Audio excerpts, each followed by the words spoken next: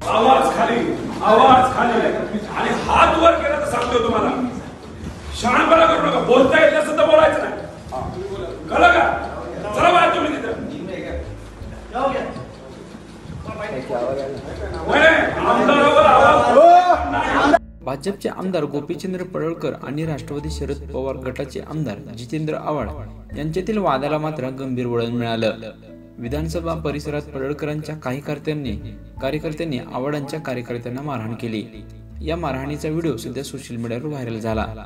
या सर्वांना अटकेनंतर मात्र राष्ट्रवादी काँग्रेस शरद पवार गटाचे आमदार जितेंद्र आव्हाड आणि रोहित पवार दोघेही मरीन ड्राईव्ह पोलीस ठाण्यात गेले. या ठिकाणी रोहित पवार आणि तेथील पोलीस अधिकारी यांच्यात बाचाबाची झाल्याचं बघायला मिळालं. पोलीस ठाण्यात एक पोलीस अधिकारी रोहित पवार यांच्याशी हातवारे करून बोलत होता. ही बाब रोहित पवारांना खटकली. त्यानंतर त्यांचा पारा चढला आणि त्यांनी मात्र मोठ्या आवाजात संबंधित पोलिसाला चांगलंच झापलं. याचा व्हिडिओ सध्या सोशल मीडियावर मोठ्या प्रमाणात व्हायरल होत आहे, तेही तुम्ही पाहू शकता.